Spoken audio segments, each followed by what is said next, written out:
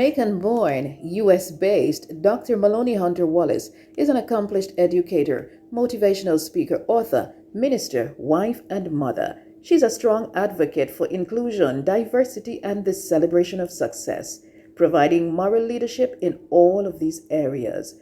Prior to her current position as an assistant principal, she taught in public education for 28 years.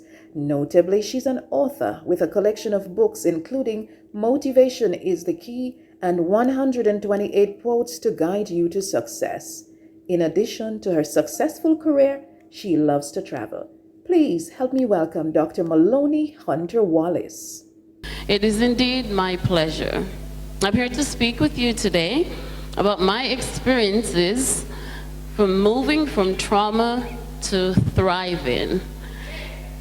Therefore, I want to define the terms before I get into my story and how my experiences have changed my course in life. So the definition is for thriving is to grow and to develop vigorously and to flourish. Thriving is also about working on one's self-development and personal resilience. Trauma, however, is a person that is going through stressful situations, frightening or distressing events, which can be physical, emotional, or mental. I have 20 minutes to talk to you about my encounters, and I will try to do it as best as I can by giving it to you in a very snippet version, because if I were to stay here and share those encounters with you, it probably will take all day. So it started for me when I was 10 years old, and my mother decided that she was going to move me from St. Anne and have me live in St. Catherine in Glengoff with my grandfather. And that was all in the name of what we do as mothers, right?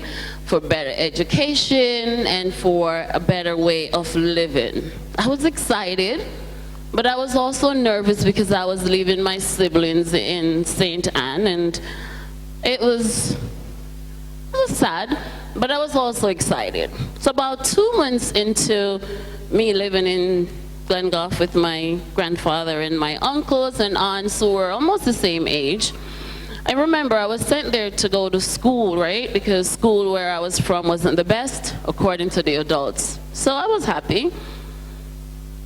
But maybe 3 weeks in, my grandmother decided that school wasn't for me, right?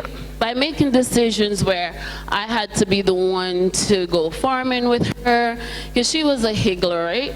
I had to be the one to go to the fields with her, not the kids or the sons or the daughters who were living there were about my age, but me. So school was no more an option for me. I felt like a stepchild, and I was treated like one. But the only thing that kept me going was praying and believing in God, because I got baptized when I was only 10 years old, so God became the focus of my life. But on top of everything, one Wednesday night, I say Wednesday because I remember it so well, my grandmother decided that she was going to send me to the store. But as I was walking, I noticed that people were getting on a pickup truck to take them to that location. So I got on that pickup truck just as everybody else. It was filled with people. There was 3 guys in the front, and everybody got off their destination by just tapping on the window pane or the back of the pickup truck. And for some reason, I would say unfortunately, I was left on the truck alone, right? Because I didn't get to my destination yet. So when I tapped on the back of the truck, indicating that I got to where I wanted to go, the driver turned around and laughed, and so did his friends. They knew each other, and they gave me the signal that they were going to rape me, because we know those little finger signs they do back then, right? So I already knew what they were up to, and they started speeding up this truck. I remember whispering a word of prayer and just asking God to help me, because I knew what was coming. I literally got up after I'd prayed, and stood it there where the door jamb is for on the pickup truck, and made a decision that I was going to jump off that truck to save myself from them. So, so I jumped off that. Actually, they sped up, and I jumped off that moving truck. I literally felt the breath leaving my body. I knew I'm dying, because I feel me, I'm just going. But I heard people praying for me, or people start gathering, and people start saying, who is this? They didn't know who it was, because I didn't live in the neighborhood where I jumped off the truck, so they didn't know who I was. I hear them and I know I'm dying, and people are trying to figure out how they were going to get me back to life. Whatever the thing was that they had me smell, it snapped me back some way, somehow. So I was snapped back to life. But when I snapped back, I was covered in blood. I was in pain, because just imagine you're jumping off of a moving truck. I went home that night, walked from there, and when I got home, nobody even noticed that I had all these bruises I could show you now from that truck, from jumping off that truck, covered in blood. And I remember my grandmother, she's my step-grandmother, by the way. My grandfather had remarried. The only thing she did was chastise me from not bringing the item back. I know she noticed that I was in blood and all, but she just didn't care.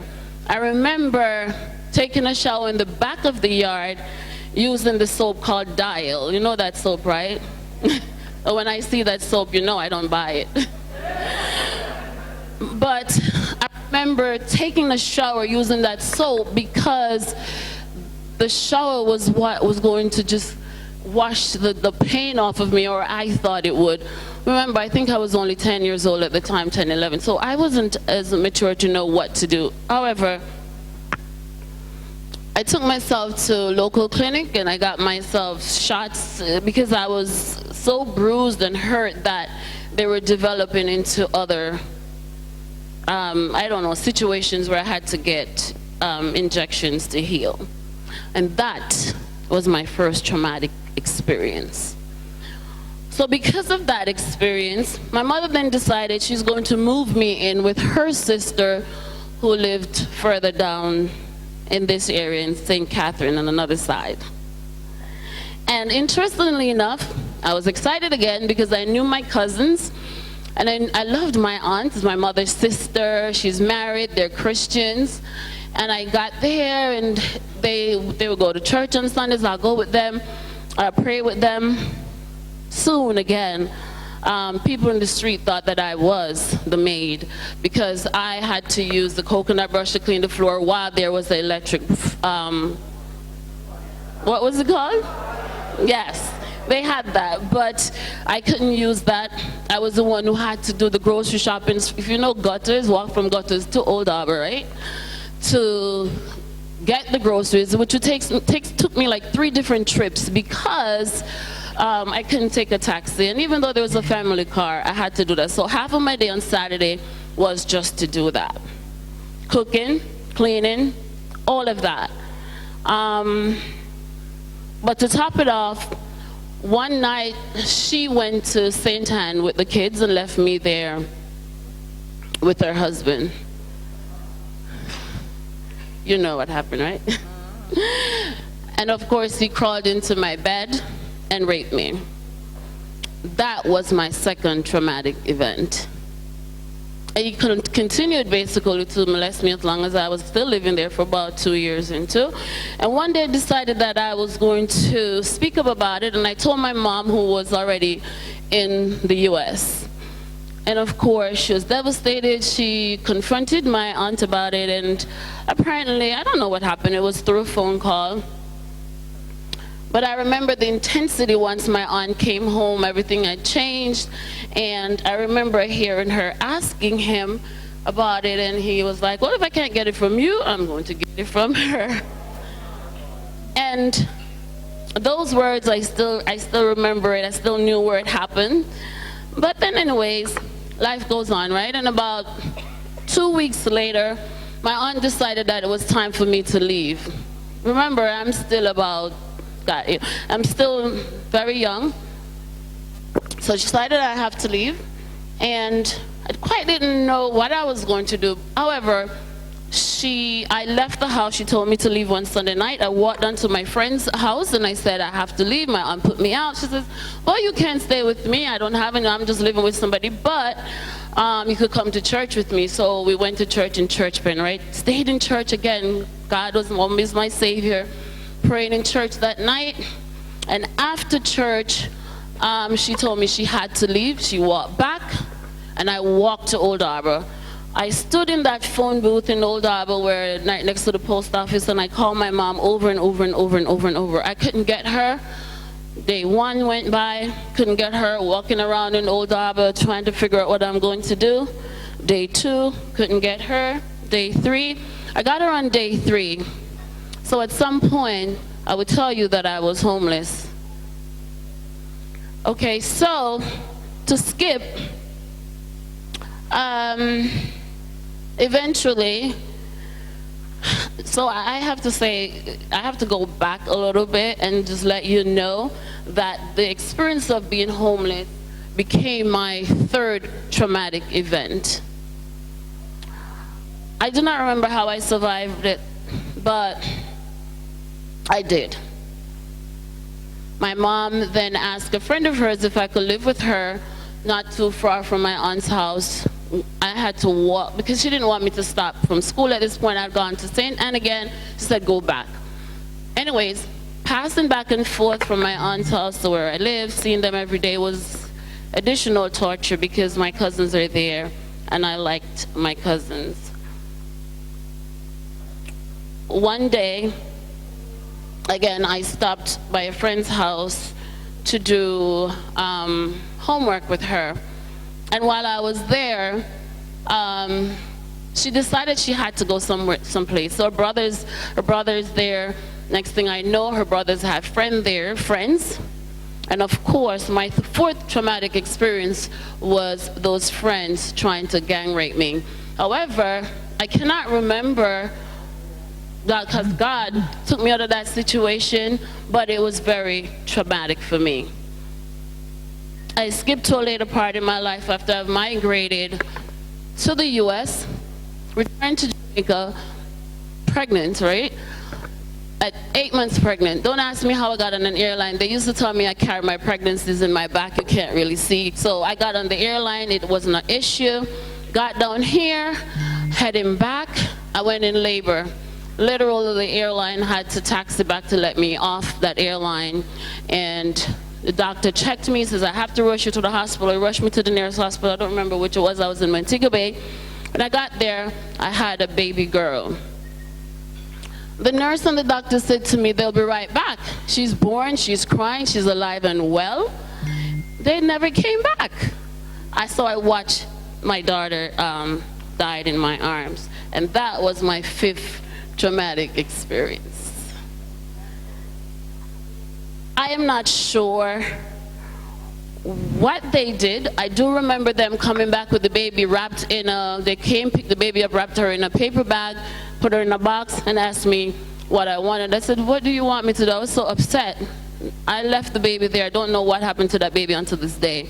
However, they went on to say, you need to check in. I said, no, I'm not checking in. I have to leave. This is where you may hemorrhage and die. Well, that says, I guess I'll die. And I left that hospital. I came back to the US, and I remember my doctor coming with tissues for me to cry, but I didn't. Because I'm getting to the point of telling you, all of those experiences that I've had, that I've shared with you, that have traumatized me, I want to tell you that I'm grateful for every single last one of them. Because they have propelled me into who I am today. I have learned... Thank you. I've learned to fight in moments when I just wanted to give up. And I developed from those traumatic experiences a forgiving heart. I even have, even when my heart is fully on the line, I love fully regardless. And I'm here today just to tell you, and I'm wrapping it up, you are not too good to go through pain and loss. It is just life. Because Jesus went through the fire. And I know I'm not too good to go through anything, because I wasn't too good to be verbally abused. I wasn't too good to be raped, neither experience near death, nor to experience the loss of a child, nor to be near gang raped. It was my destiny, and I have embraced it. So I want to encourage you guys to thrive regardless of your traumatic events, because that is the journey that you ought to go through.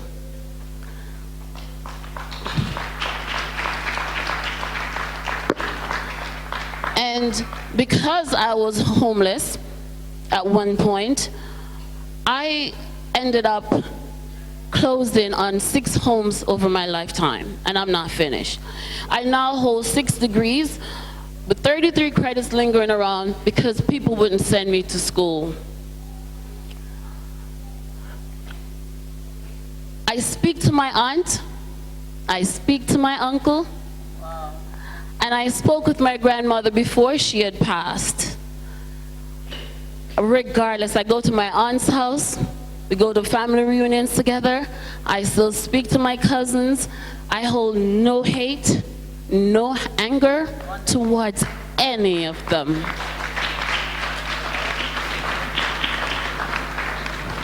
So I moved from a traumatic stage because of thriving through life in spite of it. I forgave everyone who has hurt me, and I rewired my traumatic brain and my traumatic thinking. So instead of me staying angry and upset and unforgiving, I cultivated passion and I poured it into people with love.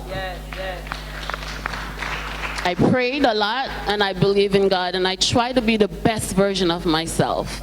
So today I leave this with you. I pray, I ask you that you pray every day for those who have hurt you. Have a positive perspective on life regardless of what you're going through, because it is your destiny. It is your journey. And see the good in people, even though you were exposed to the bad in them. Because regardless of what my uncle did to me, my husband will tell you, he was in the back. You wouldn't have imagined that he had done those things to me.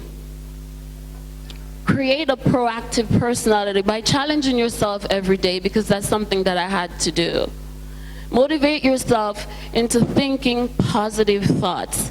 And one of the things I've done is to think about my life as a movie theater, and I always tell people that, and I'm done. Your life is like a movie theater, so keep people in your life where they need to be. Some needs to be in the back seat, some in the middle, and some in the front row seat.